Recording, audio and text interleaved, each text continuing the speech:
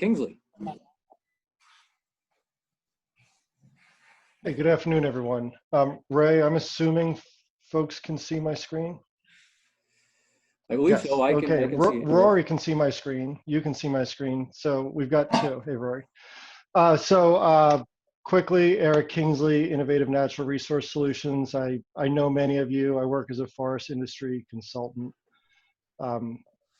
So today, I'm going to be talking sort of region-wide, quick state of the industry, where markets are. Want to remind you that speaking pretty broadly here, usually after these, I get a call from someone telling me that their mill is exceptional. I will stipulate right now that your mill is exceptional. They all are. And, but, you know, looking at sort of the mega trends going on and what's up. So, Forest Resource Association, an organization I do a bunch of work with, recently put out this graphic of the wood supply chain. And I like it for a lot of reasons, but the reason I'm sharing it now at the beginning of presentations is sometimes we have sectors doing well, sometimes we have sectors doing poorly, but our industry is so linked from the forest to the consumer that disruptions in any one spot certainly ripple up and down, and we're seeing some of that. All right, saw logs. We'll start where the money is.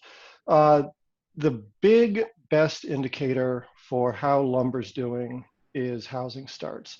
And of course, there's a whole lot of things that lumber goes into that aren't houses, but this is far and away the way to get a crystal ball, well, get a current look and a crystal ball on where lumber might be headed. And you can see really since the 2008 recession, we've been on a fairly nice, steady climb back up. So I'd consider this a sustainable climb back up. And right here, what we're seeing is COVID, the initial shutdowns, which didn't, in many places, didn't actually affect construction, but certainly affected weather, didn't legally impact construction, but a number of construction projects paused or slowed or weren't doing overtime. Or so we certainly saw the slow in housing starts. That's now largely recovered. We're back on trend. So then you take a look at what's that mean on the lumber side. This is a 3-year look at softwood lumber prices and sort of aggregate pricing. And lumber spiked like crazy at really an unsustainable level. Since then, you'll see it's dropped back to what are strong, but sort of reasonable and I think very sustainable levels. What I'd ignore here, and you're not seeing it here, but I've seen a number of headlines over the last month or so that lumber prices are in a free fall. I mean, that is technically correct. This is probably accurately described as a free fall. Though when we look at it over any meaningful period of time, we've had a bump up. And I think everyone knew that this pricing approaching $1,000 a thousand was simply unsustainable. All right, so this is really, well, I'll talk about hardwood lumber in a second, but in terms of softwood lumber, you'll remember that the forest industry in almost every state was deemed essential. What folks didn't, you know, housing starts dropped and rebounded as we just looked at. What I don't think anyone foresaw, and certainly I didn't, was people staying home and starting on that remodeling project that they'd been putting off for years. So what we saw was an awful lot of lumber moving through home centers in relatively small quantities, sort of over the shoulder quantities, not truckload quantities, but those all added up.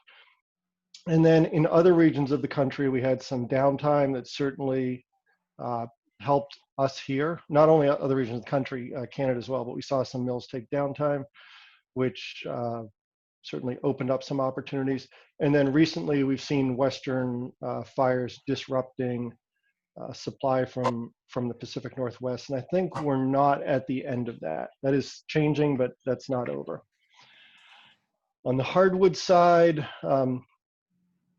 100 here is pricing in 1990. We've been below that pricing now really since pre-recession, pre-2008 recession.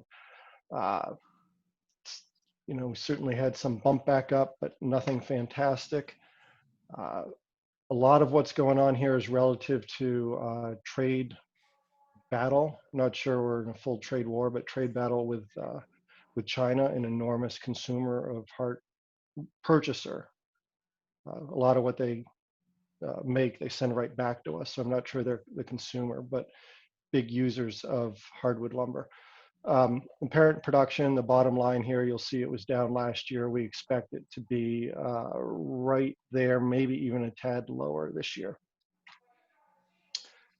Where's hardwood go? We all know it goes into pallets and crane mats, but where we've seen some changes over the years is a meaningful drop in high end going into furniture, at least in domestic furniture production, and a big jump up in exports. And again, this is 2019 was a year when exports were down. So if we were to look over the last decade or so, that light blue pie slice would be a lot bigger. Here's export volumes. You'll see that they were down in 2019. I'm not sure these slides say it on the bottom because I can't see the bottom of my slides, but the hardwood slides were actually stolen with permission from my friend Matt Bumgardner with the U.S. Forest Service. So in the event Matt is on the call, which I don't expect, thank you. So hardwood lumber during this last, almost better part of a year, things are, I described as okay, but far from good. We've seen the export market decline for both logs and lumber. The housing market, and we just looked at the housing starts. That looks promising, and I want to remind you that although the framing of a house isn't done in hardwood lumber, certainly the flooring, the furniture, a lot of things that make the house a living home go in there. And so housing is a great leading indicator for, housing starts is a great leading indicator for hardwood lumber. Some real reasons for optimism on the industrial scale. A number of projects have been approved across the region that are probably going to call for a bunch of crane mats. We've seen that strong, expect it to remain strong, get stronger. Pallets are slowly ramping up as manufacturing is slowly coming back. There are things to worry about. Trade war, we're in a recession. COVID, there's no shortage of things to, if you own or produce a bunch of hardwood lumber, you do have reason for sleepless nights. Biomass energy, biomass power. I'll note, because I've been talking to many of you for about a decade on this, a couple decades for some folks. For years, I've been wondering how biomass plants continue to operate. Absent a few very specific examples, that wonder hasn't ceased. But we certainly see a few plants holding on, and I can discuss why for a few of them, and others remain a mystery. On the right, we see our right now, this was actually yesterday, but the day ahead market. So what should be right now is electricity price throughout the region at $17.80 wholesale. To put that in perspective, if and because we're all concerned about antitrust, these are just figures, sort of broad numbers, nothing specific to what any one particular facility is doing. But if you were a facility buying wood at $25 a ton and you used 1.6 tons to make a megawatt hour, you're paying $40 a megawatt hour for fuel. Again, if we look at the chart on the right, you're selling that for $17.80. That's not a great combination. It also costs a bunch of money to pay staff, operate the facility. There are support payments, renewable energy certificates that can help sustain a facility. But even then, not always a profitable venture. And I would note that there is a seasonality and a daytime change to electricity pricing. These prices change every 5 minutes. Fall is one of the dips in the market. So there are times when this will be up at $60, but probably around $40, $42 is a good year-round price. So this is another look at what we just looked at. But if we were to take a average electricity price for the past year, wholesale at $27.50, and say RECs were at $32, that's the bar on the left, totals up to about 60. That's your revenue. If you then take a look at what you pay for fuel and operation and maintenance, that's paying people, paying for the facility maintenance. The bars, the stacked bar on the right is your expenses. I know not every, I have a master's in economics. I know not everyone does, so we'll just cut to the chase and say that when your expenses significantly exceed your revenue, that tends to be highly problematic for your long-term future. So where do plants stand? So we've got a whole bunch of idle plants around the region. Notably, we've seen a lot of plants go idle in New Hampshire this past year. 2 plants in Aroostook County, Maine have been closed, and as I understand it, I actually haven't been up to see, but it's my understanding that they're gone or well on the way to gone. Very recently, state of Maine did award a long-term energy contract to Re-Energy Livermore Falls. So that's great news. That provides some real stability for that facility for the next decades, plural. And that makes it a very attractive site for co-location, either electricity users behind the meter or heat and steam users. All that said, a number of these facilities have been looking for such steam hosts and electricity hosts for a while. Hasn't been a whole lot of progress there, but there will be success, just when and where. There are a couple new smaller facilities, and I guess they're not, I'm not sure they're new. Not sure they're new at this point, but the facilities at Robbins Lumber and Maine Wood Pellets were part of a unique program here in Maine. These are combined heat and power projects. They're not going to be replicated, at least until that program comes back, which it may under the Mills administration. But as of right now, there isn't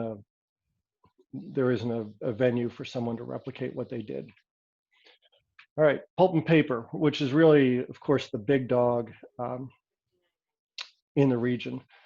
It is hard to overstate the impact that the Androscoggin Mill explosion had on the markets. We went from, well, I won't throw out a number, but we went from them using a lot of wood to using no wood. And to exacerbate that, it was mud season and they were full.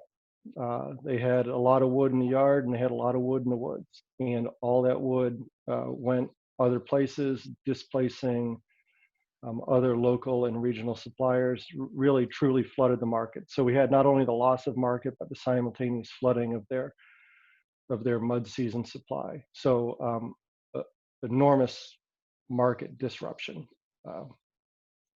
Open question, I think, as to whether that mill will return to making pulp. I have no particular insight, but I would, if you're out there and asking me where to place your bets, I would not place your bets on that facility being a pulp mill again.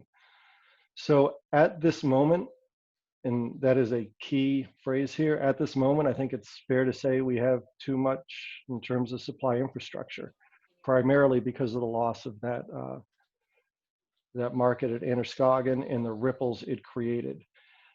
This is particularly troubling because we know from demographics, just from the age of the logging workforce, that this is about to flip. We are a couple, 3 years from having nowhere near enough loggers. So this is probably the worst possible time to have too many. It's probably doable to solve one of those problems at a time. Solving them both at the same time is a enormous challenge. Long term, I think we're sort of have a new steady state. We had a steady state that was working pretty well before the Androscoggin explosion. We're in for rough rest of 2020 for the reasons I talked about. We are seeing some permanent market shifts away from printing and writing. For sort of the most visible is just last week, ND Paper announced that in Rumford, they're moving away from some printing and writing grades on their largest machine, moving toward more liner board, so packaging material. I would note that that is probably a very good thing for that mill long term. However, that does portend the permanent loss of the Aspen groundwood market at that facility. I think they're going to be using probably about what they used for both hardwood and softwood. So from a supplier standpoint, there shouldn't be, I wouldn't expect an enormous change in what we've seen. I think we know most of their, or I don't know about most, an awful lot of their softwood fiber comes in as mill chips, which is critical for the mills, but obviously those mill chips are displacing roundwood. So pulp and paper, really who's making what is sort of the big determinant of how you're doing right now. We are seeing a decrease in demand for printing and writing paper. Fortunately, this region has been moving for a decade plus away from printing and writing, away from communication paper, but we still make an awful lot. We've seen a 50% drop for demand in some grades, just as people haven't been going to the office, haven't been in school, or are, even when they are, they're doing things like this. So when you came in to today's Zoom meeting, no one handed you a folder. No one handed you an agenda, right? So that's a bunch of paper that didn't get used. This is being replicated hundreds of thousand times all over the country. We are seeing an increase in packaging, so that's a plus.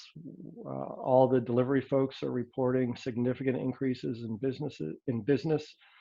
I would say the rest of this year, for both for end market and for the amount of wood that was already sort of harvested and ready going into summer, and then the fact that we had a good logging summer, I think the rest of this year is pretty rough.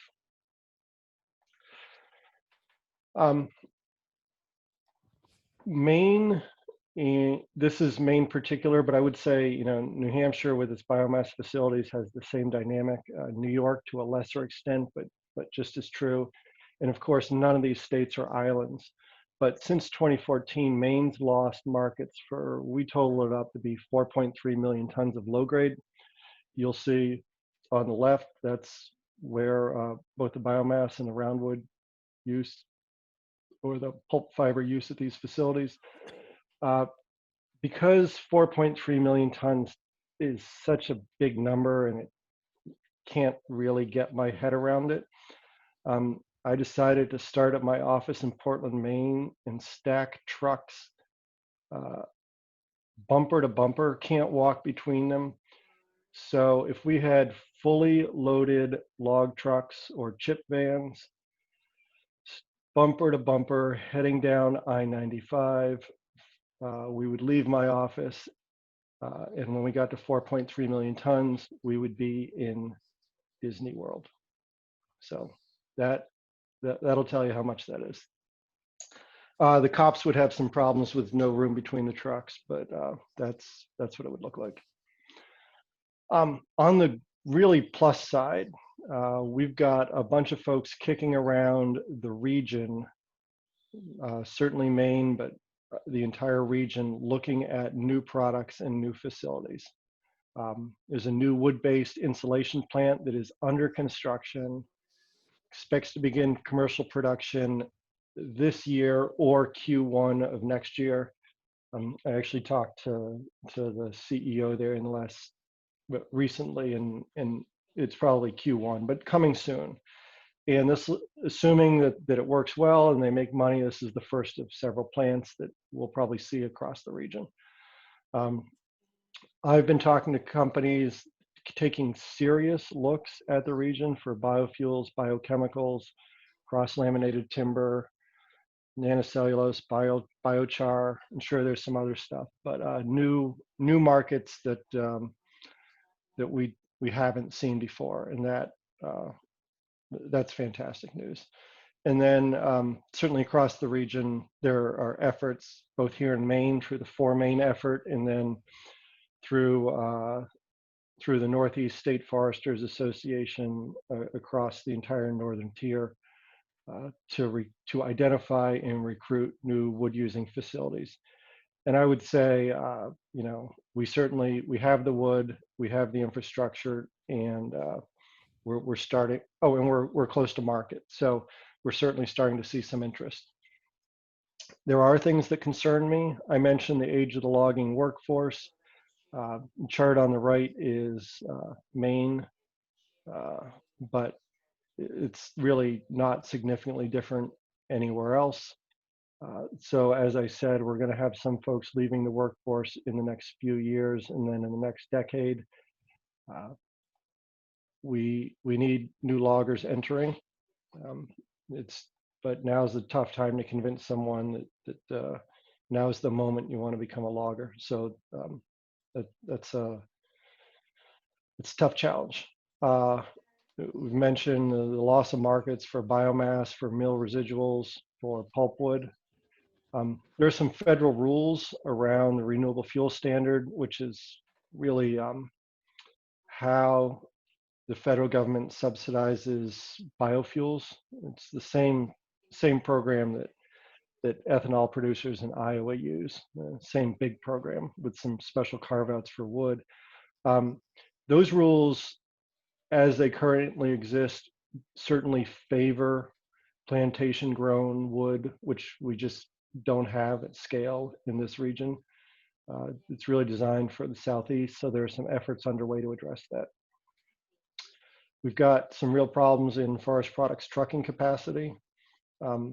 That said, I was at a mill in the last couple months where I saw a line of trucks that was way too long. So I have at least one fairly simple idea on how we can begin to address our capacity problem. And then just as I'm looking at a lot of these new technologies, I would say that the forest industry and the universities that support us, including the University of Maine, have gotten very, very good at research and development. And we all of us probably need to up our efforts on the deployment. So it's not just R&D, it's RD and D. And moving some of those products out of the white lab coat phase and into the commercial phase is an area where we have some opportunity for improvement. All right, some quick closing thoughts here. We're in a recession. This there's sort of no way around it. It was coming anyways. We were in a 10-year run of a very strong economy, some of which was propped up with smoke and mirrors. So we were due. This was happening roughly now under any set of circumstances. COVID ended up being the trigger. It's a lot bigger and it's something that no one anticipated. But you know, we were going to hit a recession. We've hit it. Unfortunately, I don't see an economy bouncing back terribly quickly. We are certainly on the way up, as we've seen from recent federal numbers. But this isn't the sort of thing where the feds or governors or anyone just says, hey, it's all good, go back and lead your lives. This morning I heard that restaurant reservations really haven't climbed and are down from the summer, which just tells you people are making their own individual health decisions. And that's certainly going to affect you know, how quickly the entire economy comes back. When we talk about COVID, I would say when I speak to a lot of you, you point out that either Whitefield, New Hampshire, or Ashland, Maine, or Springfield, Vermont doesn't really have COVID problems. You know, you also don't have much of a market for forest products. So what matters is what's going on where we sell stuff. And certainly throughout the country, that's continues to be problematic.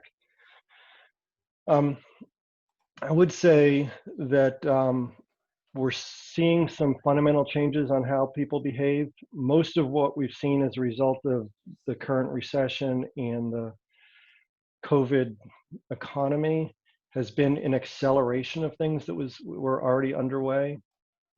A few things are unique, but mostly what we've seen, for example, move to more delivery, you know, less printing and writing paper. We've seen sort of accelerations of trends that were already underway. Uh, this is a ripe opportunity. The question is has our behavior permanently changed as opposed to temporarily? And for manufacturers in our industry that figure that out, I think we're sitting on an enormous opportunity. Continue to be concerned about markets for low-grade wood, and this isn't anything new, but man, it is getting more and more urgent, particularly at the lowest grade at the biomass side. And if we were to lose another mill in the region, in New York or Maine, another pulp and paper mill, I'm very concerned about what happens with sawmill residuals. Still hearing an awful lot about logs and finished product. So not just logs, but round wood and finished product across most sectors. You know, there's a lot of inventory. So that means when things are getting strong, there's going to be a delayed rebound. And we do have a conundrum around logging infrastructure, but I'd point out, and going back to that supply chain graphic I shared early on, that, you know, what's going on in the markets really doesn't matter if you can't harvest and move wood. So maintaining that professional capacity is critical. All right. All that said, we're going to be fine, and I know we're approaching wrap-up time here, but we're going to be fine long term. We're accustomed to boom and bust cycles. We have markets. We are very well positioned near to market relative to other parts of the country. We have the forest resource, we have the supply infrastructure. And as my next slide will show, or slides will show, we sit atop really the greatest collection of consumers in the history of the world. Knowing we're short on time, I'll quickly ask you to take a look both where we are and then where the forests of the world are. Sear that into your brain. Okay, these are the markets. This isn't actually a population map, otherwise India right here would be an awful lot brighter. These are places with enough wealth to leave lights on all night. And when we think about where the forests are and where the markets are, there's one and only one spot here, and it's the eastern seaboard, really starting in New England and running down to Florida, where the forests and the markets sit atop one another.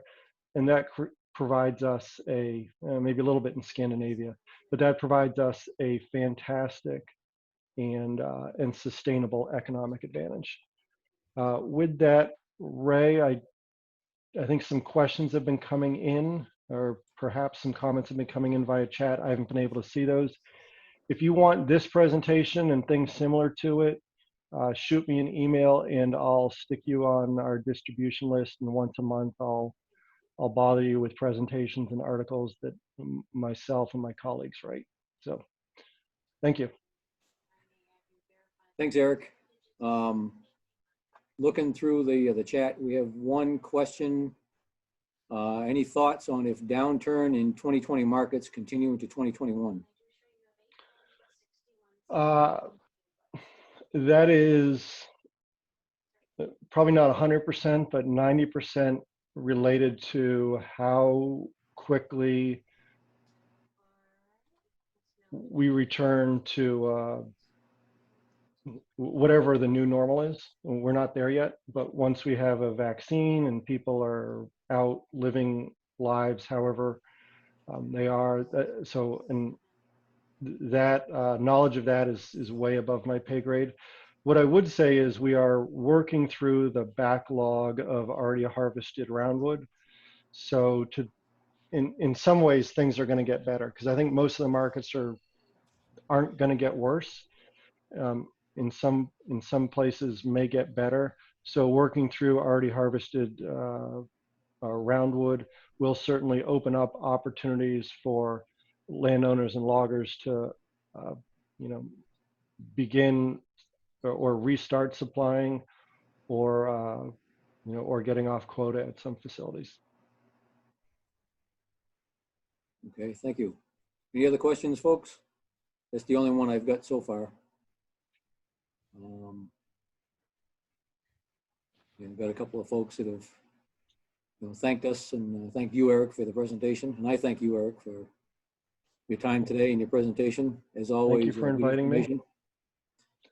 And again, I'm, my email's right there. I'm happy to send this to anyone that wants to mark it up and send it back to me and show me all the spots I'm wrong.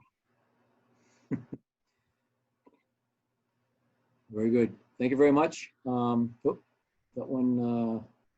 Any thoughts on the impact of the Verso announcements regarding mills in Wisconsin Rapids?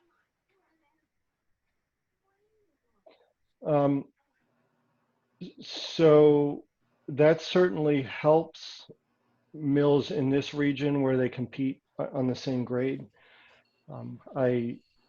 Similar to watching what's going on out west with forest fires and how that's helping our lumber industry, I don't like to take pleasure in pain in other regions, because it's certainly pain in other regions, but that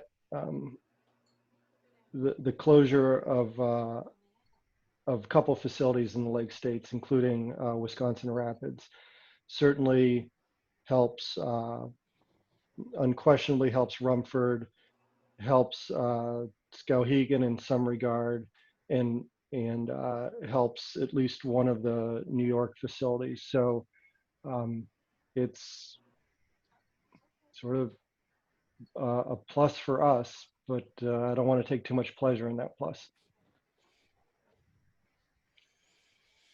Well, Eric, again, thank you very much. Thank everyone for your attention and your participation. We're about out of time. Make sure you send your information to Cindy Pascal so that we can get you a certificate out there. And stay tuned for more information on upcoming sessions just like this one. Thanks again, everybody. Be safe and have a good afternoon. Thank you, Ray. Thanks, Eric.